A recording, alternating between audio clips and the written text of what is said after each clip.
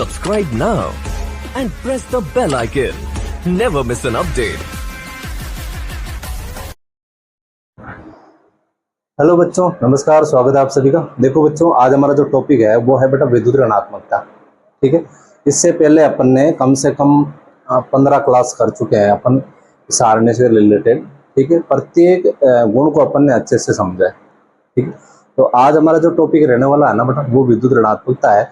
तो अच्छे से समझना, जो भी बेटा 11th वाले जो नीट की और जेई के साथ में तैयारी कर रहे हैं ना, ठीक है, उनके लिए बेटा सबसे अच्छा क्रैश कोर्स रहेगा। तो आप, उम्मीद करूंगा आप प्लेलिस्ट के हिसाब से अच्छे से पढ़ें। ठीक है, तो रेगुलरिटी बनाए रखे बेटा। डेली क्लास होती है। ठीक है, डेली आपके एनसीईआरटी जो सिलेबस है उसको भी कवर किया जा रहा है, साथ साथ में नीट वाला भी क्लियर करवा जा रहा है बेटा। ठीक है, और सबसे बड़ी बात है बेटा, किसी प्रकार का कोई चार्ज नहीं है। ठीक है ना, तो आप थोड़ा ध्यान लगा के पढ़ो। और सबसे पहले बेटा अपन शुरुआत करते हैं विद्युत ऋणात्मकता की। विद्युत ऋणात्मकता क्या चीज होती है? ठीक है, देखो, कोई भी जो परमाणु है बेटा, ठीक है, उन परमाणु के बीच में जो अपन के सहसंयोजक बंध होता है, ठीक है ना, और सहसंयोजक बंध में आपको पता है होते हैं बेटा इलेक्ट्रॉन। ठीक है, सहसंयोजक बंध किसको बोलते हैं बेटा? कि जब दो परमाणु इलेक्ट्रॉनों की साझेदारी करके यदि कोई बंध बनाए, ठीक है ना, तो वो होता है बेटा अपन के सहसंयोजक बंध। ठीक है, और जब ये जो चीजें है ना बेटा सहसंयोजक बंध वाले, ठीक है, ये लगभग 99% जो अपन के अधातुएं हैं, ठीक है ना, उनके बीच में अपन के जो सहसंयोजक बंध बनता है। ठीक है, तो आपको मैं देखो अच्छे से क्लियर कर रहा हूँ छोटी सी चीज को, ध्यान देना बेटा। देखो, जैसे अपन के कोई पास में कोई बेटा दो परमाणु है, जैसे परमाणु नंबर ए और ए के परमाणु नंबर बी, इन दोनों के बीच में बेटा बना हुआ अपन के सहसंयोजक बंध, या फिर आप इसको मान सकते हो कि ये भी अधातु है और ये भी अधातु है। ठीक है, और अधातुओं के बीच में एक सहसंयोजक बंध है, और सहसंयोजक बंध में है जैसे बेटा अपन के दो इलेक्ट्रॉन। ठीक है, अब इन दोनों सहसंयोजक बंध में से जिसकी विद्युत ऋणात्मकता अधिक रहेगी, ठीक है, यानी कि इलेक्ट्रॉन को अपनी ओर आकर्षित करने की क्षमता, इलेक्ट्रॉन को अपनी ओर आकर्षित करने की क्षमता क्या कहलाती है? अपन के विद्युत ऋणात्मकता। ठीक है, जैसे इन दोनों में से यदि इसकी क्षमता अधिक है, ठीक है, तो ये विद्युत ऋणात्मकता, इसका मान अधिक हो गया बेटा। और यदि ये खींच रहा है अपनी ओर, तो क्या हो जाएगा बेटा? इसकी विद्युत ऋणात्मकता अधिक हो जाएगी। ठीक है, जैसे आपको एक छोटा सा उदाहरण बताऊं मैं, जैसे H यानी हाइड्रोजन और क्लोरीन। ठीक है, इन दोनों में से अपन को जो विद्युत ऋणता है बेटा क्लोरीन की अधिक होती है। ठीक है, यानी ये जो बीच में जहाँ इलेक्ट्रॉन है ना बेटा, एकदम बीच में, ये बीच में नहीं होकर किस तरफ झुके हुए रहेंगे बेटा? अपन के क्लोरीन की तरफ। क्यों? क्योंकि क्लोरीन की विद्युत ऋणात्मकता क्या होती है? अधिक होती है। इसलिए इसके ऊपर होता है बेटा आंशिक ऋणावेश, और इसके ऊपर होता है अपन के आंशिक धनावेश। ठीक है, ये सहसंयोजक बंध कैसे बनता है? जैसे देखो बेटा, इसको ध्यान से देखना, ये हाइड्रोजन है और ये क्लोरीन है। ठीक है, हाइड्रोजन के बाह्यतम कोश में 1 इलेक्ट्रॉन होता है, और क्लोरीन के बाह्यतम कोश में 7 इलेक्ट्रॉन होते हैं बेटा। 2 2 4, 2 3 6। ठीक है, ये 7 हो गए। अब हाइड्रोजन के छोड़ के जितने भी अपन के हाइड्रोजन और हीलियम, दो ही एलिमेंट ऐसे हैं जिनके बाह्यतम कोश में अधिकतम 2 इलेक्ट्रॉन आ सकते हैं। ठीक है, और बाकी जितने भी सारणी के अंदर है ना, वो यही चाहते हैं कि मेरे बाह्यतम कोश में 8 इलेक्ट्रॉन हो। ठीक है ना, तो ये अपना अष्टक पूरा करने के कारण के लिए क्या करेगा बेटा? ये इससे साझेदारी करेगा, इससे क्लोरीन से। ठीक है, और हाइड्रोजन क्या करेगा बेटा? अपने बाह्यतम कोश में 2 इलेक्ट्रॉन पूरे करने के लिए क्लोरीन से साझेदारी करेगा। ठीक है, तो ये दोनों आपस में साझेदारी करके अपना अपना काम निकाल रहे हैं बेटा। ठीक है ना, और काम निकाल रहे हैं तो कितने इलेक्ट्रॉन भागीदारी हो रहे हैं बेटा? 1 और 2। ठीक है, और जब 2 इलेक्ट्रॉनों की भागीदारी होती है तो एक बंध बनता है बेटा, और उसको बोला जाता है अपन के सहसंयोजक बंध। ठीक है, यदि 2 धातुएं होती तो धात्विक बंध होता बेटा, एक धातु और एक अधातु होती तो आयनिक बंध होता, और यदि अपन के 2 अणुओं के बीच में होता तो बेटा वांडरवाल बंध होता। ठीक है ना, तो इसका आपको अच्छे से ध्यान रखना है। चलो एक बार इसकी एक परिभाषा लिख लेते हैं बेटा। परिभाषा यह है, ध्यान से देखना बेटा, कि जो अपन के किसी परमाणु की बात करें, ठीक है, तो किसी परमाणु द्वारा, किसी परमाणु द्वारा सह संयोजक सहसंयोजक बंध के इलेक्ट्रॉन इलेक्ट्रॉन को अपनी ओर आकर्षित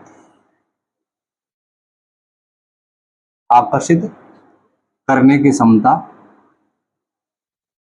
की क्षमता विद्युत ऋणात्मकता कहलाती है। विद्युत ऋणात्मकता कहलाती है। विद्युत ऋणात्मकता कहलाती है, या बेटा अपन इसको EN भी बोल सकते हैं, इलेक्ट्रोनेगेटिविटी कहलाती है। ठीक है, और इसको मापने का एक पैमाना होता है बेटा, EN को मापने का। तो यहां लिख रहा हूं मैं EN का पैमाना। EN का पैमाना एक तो है बेटा पॉलिंग का पैमाना, पॉलिंग का पैमाना, और दूसरा है बेटा अपन के मूल्यांकन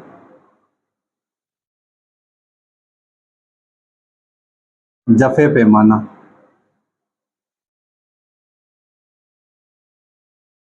ठीक है, आप का को हटा दो, चलो सीधा ही लिख देते हैं इसकी तरह, पॉलिंग पैमाना।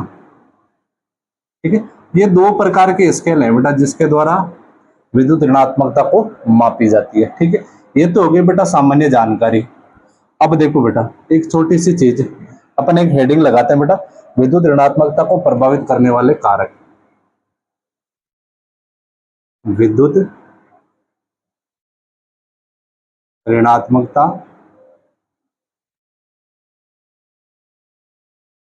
को प्रभावित करने वाले कारक को प्रभावित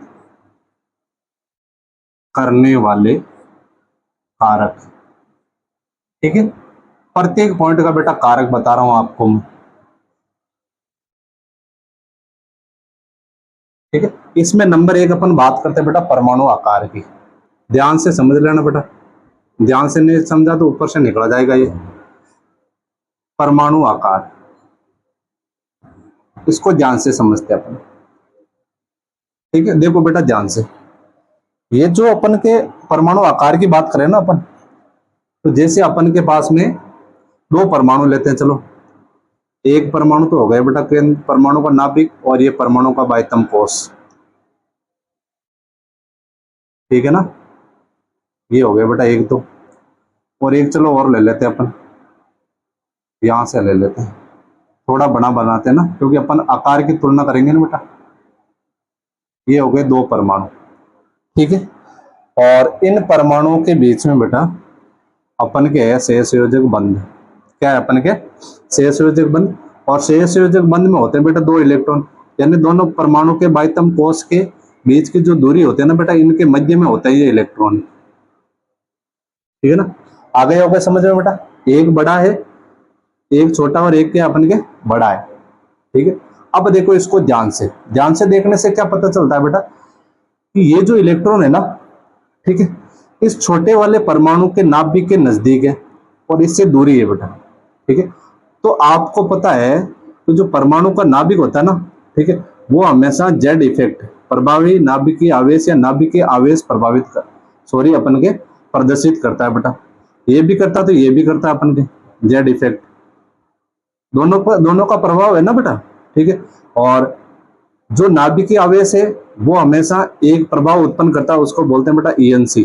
ठीक है, ENC के बारे में मैंने बहुत विस्तृत बता रखा है पिछली क्लासों के अंदर। ENC का मतलब होता है बेटा जो अपन के इलेक्ट्रॉन न्यूक्लियर चार्ज होता है ना, ठीक है, जिसको अपन प्रभावी नाभिकीय आवेश बोल सकते हैं, यानी इफेक्टिव न्यूक्लियर चार्ज जिसको अपन बोल सकते हैं। इफेक्टिव आएगा बेटा इलेक्ट्रॉन के हिसाब से। ठीक है ना, तो प्रभावी नाभिकीय आवेश, ठीक है, किसका अधिक रहेगा बेटा अपन के बाह्यतम कोश पर, इस छोटे वाले परमाणु का, क्योंकि बेटा बीच की दूरी क्या है कि परमाणु के नाभिक से लगा के बाह्यतम कोश के बीच की दूरी अपन के छोटे वाले परमाणु में क्या है, कम है, और कम है तो जो ईएनसी है, प्रभावी नाभिकीय आवेश का मान है, वो अपन के छोटे वाले परमाणु में क्या रहेगा, अधिक रहेगा। ठीक है, अधिक रहेगा तो इनके बीच की दूरी भी कम है अपन के, तो ये क्या कर लेगा बेटा, अपनी ओर आकर्षित कर लेगा। क्या करेगा, इसको अपनी ओर खींचने की कोशिश करेगा। ठीक है, और अपनी ओर यदि जो खींच रहा है, जिसके पास में अपनी ओर खींचने की क्षमता है, वो क्या कहलाती है, अपन के विद्युत ऋणात्मकता।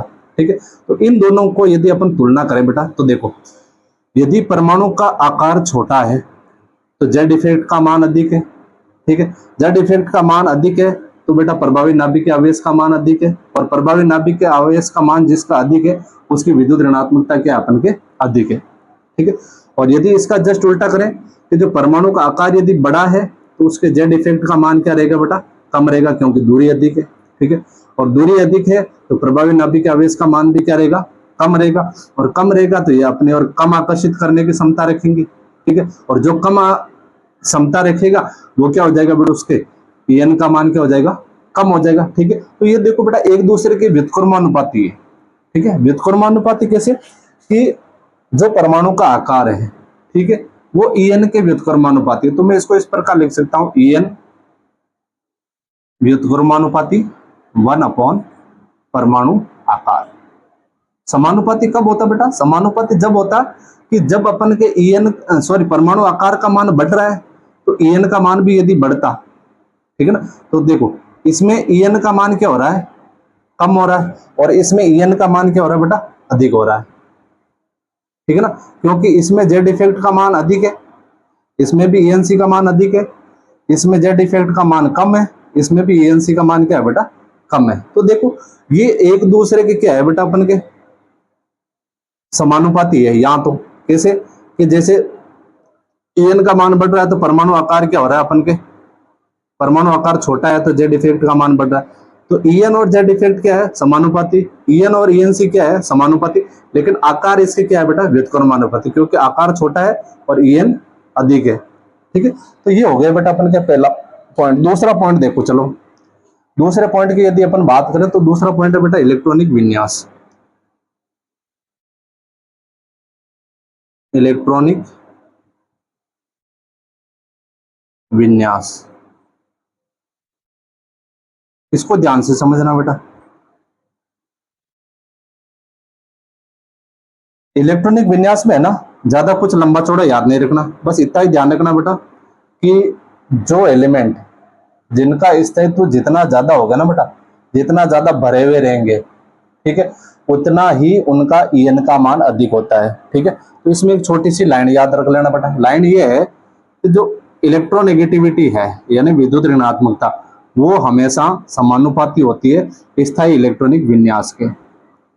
स्थायी इलेक्ट्रॉनिक विन्यास, ठीक है, और स्थायी इलेक्ट्रॉनिक विन्यास का मतलब है बेटा पूरे भरे हुए। ठीक है, तो यहां लिख दूं मैं आपके पूर्ण भरे हुए, पूर्ण भरे हुए। अब पूर्ण भरे हुए कौन से बेटा, जैसे अपन के एक्रिय गैसें हो गई, ये पूरी की पूरी अपन के भरी हुई है। ठीक है, और यदि अपन बात करें जैसे D10 वो भी पूरा भरा हुआ है, P6 वो भी पूरा भरा हुआ है, H2P वो भी भरा हुआ है, और F14 वो भी अपन के पूरा भरा हुआ है। ठीक है ना, तो ये जो अपन के एलिमेंट है वो पूरे भरे हुए हैं बेटा। और पूरे भरे हुए का मतलब क्या होता है कि उनमें सारे उपकोष भरे हुए हैं, S, P, D, F सारे भरे हुए हैं, और सारे भरे हुए हैं तो सिंपल सी बात है बेटा कि उनमें इलेक्ट्रॉनों की संख्या भी अधिक रहेगी। ठीक है, प्रोटॉनों की संख्या भी अधिक रहेगी। ठीक है, यदि इलेक्ट्रॉन माइनस है, प्रोटॉन प्लस है, तो दोनों में अपने विपरीत आवेश होने के कारण आकर्षण भी अधिक रहेगा, और आकर्षण अधिक रहेगा तो बेटा प्रभावी नाभिकीय आवेश का मान भी क्या रहेगा, अधिक रहेगा, और प्रभावी नाभिकीय आवेश का मान अधिक रहेगा तो सिंपल सी बात है बेटा कि जो अपन के इलेक्ट्रोनेगेटिविटी है उसका मान भी क्या रहेगा, अपन के अधिक रहेगा। ठीक है, अब चलते हैं बेटा अपन अगले पॉइंट में। ठीक है, पॉइंट नंबर 30 है बेटा प्रभावी नाभिकीय आवेश। ठीक है, इसका तो मैंने बता दिया, देखो बेटा En समानुपाती होता है En से, क्योंकि प्रभावी नाभिकीय आवेश का मान बढ़ रहा है तो En का मान भी बढ़ रहा है। ठीक है, तो तीसरा पॉइंट हो जाएगा अपन के प्रभावी नाभिकीय आवेश। ठीक है, प्रभावी नाभिकीय आवेश का मतलब है बेटा ENC। Effective nuclear charge. ठीक है, इसमें तो कुछ लंबा चौड़ा याद रखना ही नहीं है बेटा, सिंपल सी बात है कि ई है वो किसके समानुपाती रहेगा बेटा, जेड इफेक्ट के रहेगा। तो यहाँ लिख दिया मैंने कि जो हमारा ई है इलेक्ट्रोनेगेटिविटी, सॉरी ई एन है बेटा, ई ए कहाँ है, ई तो अपन के उसमें आ जाता है ना इलेक्ट्रॉन बंधुता में, ई एन अपन के समानुपाती है बेटा ई एन सी के। ठीक है, इसमें तो अपन को ज्यादा कुछ याद करने की आवश्यकता है नहीं, अपन को इस चीज को समझना है बेटा। ठीक है, अब चलो आगे चलते हैं बेटा। ये तो हो गई पॉइंट नंबर 3। अब पॉइंट नंबर 4 को ध्यान से समझना बेटा, बहुत इंपॉर्टेंट है पॉइंट नंबर 4।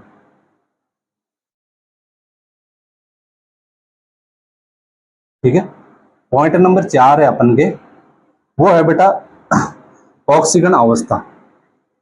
यहां बात करते हैं अपन ऑक्सीकरण अवस्था की, इसको अच्छे से समझ लेना बेटा, बहुत इंपॉर्टेंट है ये ऑक्सीकरण अवस्था।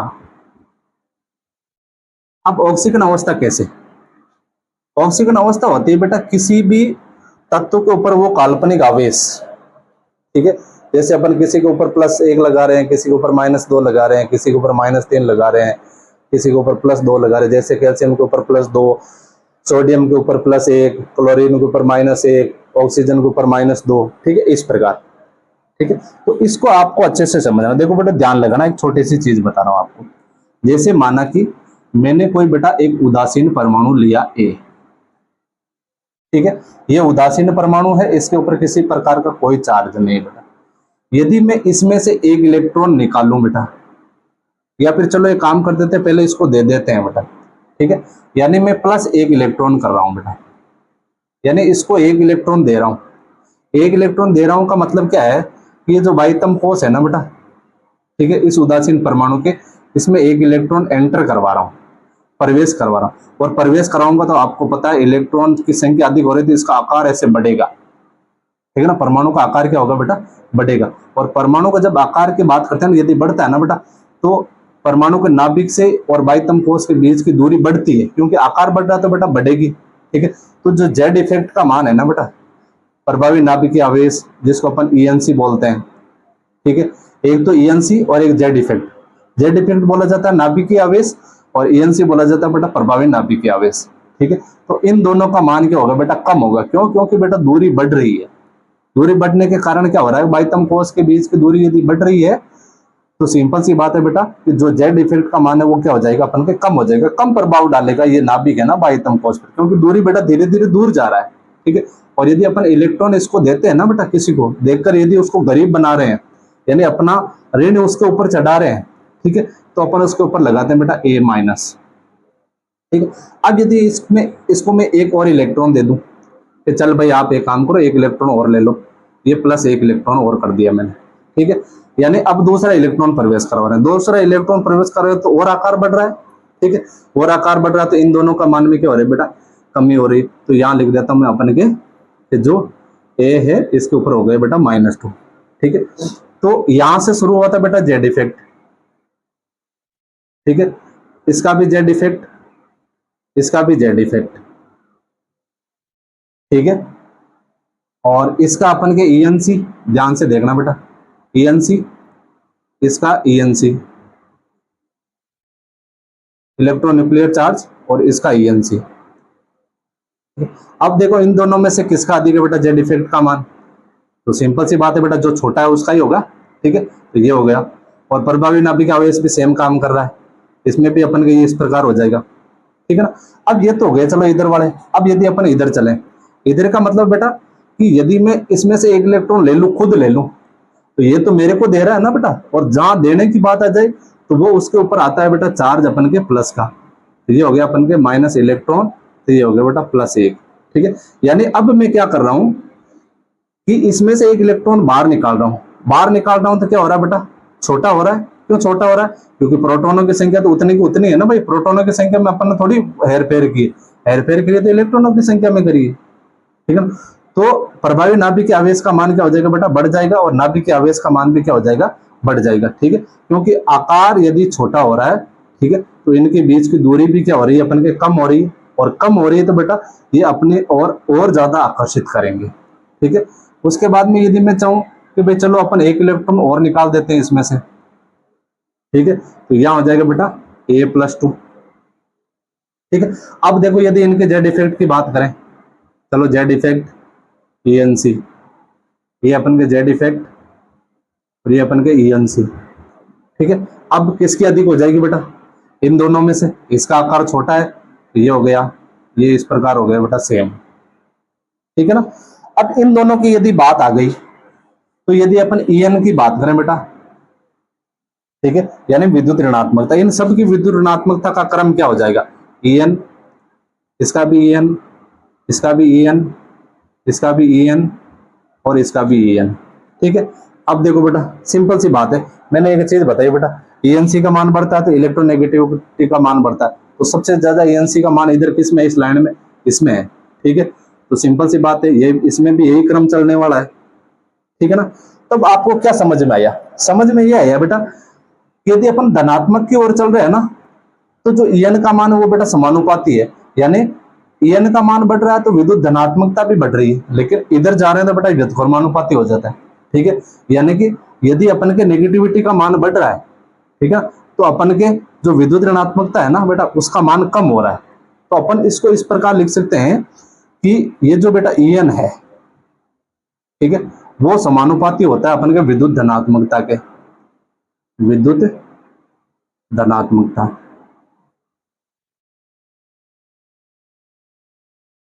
ठीक है, पहला तो ये हो गया, और दूसरा हो जाएगा अपन के, चलो इसको थोड़ा इधर लिखते हैं ताकि दोनों एक ही लाइन में आ जाए।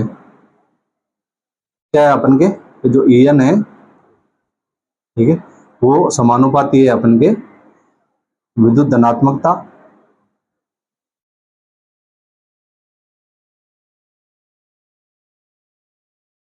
ठीक है, पहला तो पॉइंट ये हो गया बेटा।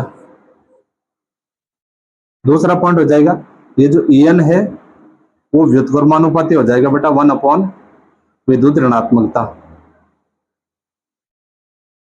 विद्युत ऋणात्मकता।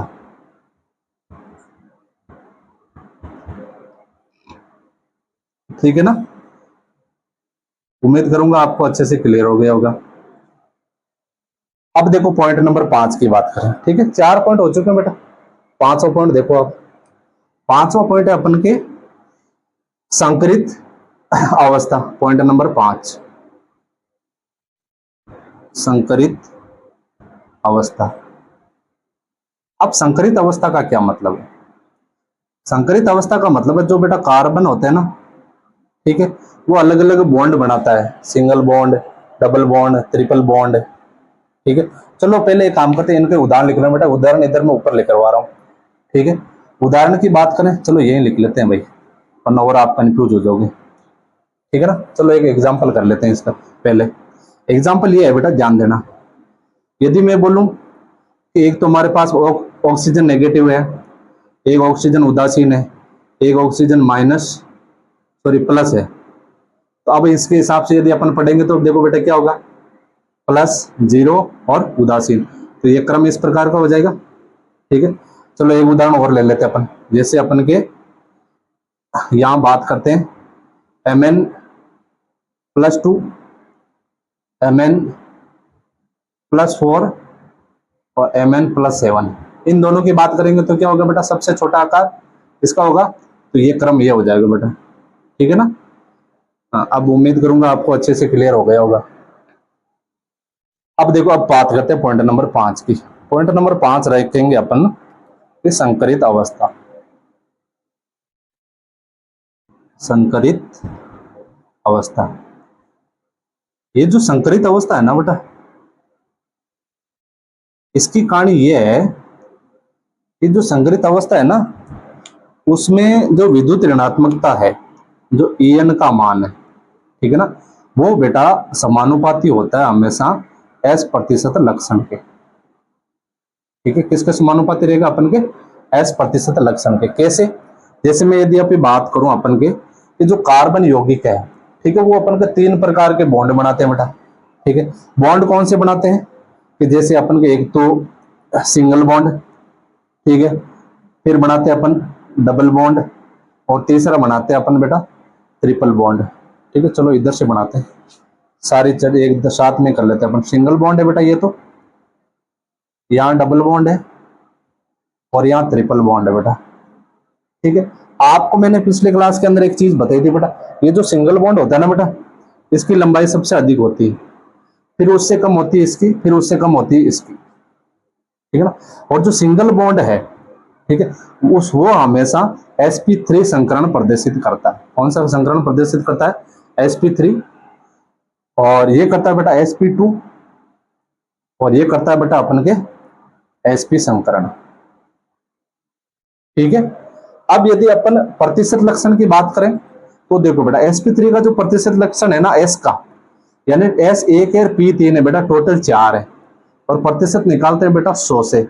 100 में यदि 4 का भाग देंगे ना बेटा, ठीक है, तो कितना आ जाएगा बेटा? 25 आएगा। ठीक है, तो देखो 25 हो गए s और 75 हो गए p, तो यहाँ के जो s का प्रतिशत है ना बेटा, वो आ गया 25%। ठीक है, अब देखो इसका sp2, यानी 100 में कितने का भाग देंगे बेटा? 3 का, s 1s और 2p, और 3 का भाग देंगे तो अपन का आएगा 33.33%। ठीक है, अब इसकी बात करें तो sp है, यानी ये तो 50% हो गया ना बेटा।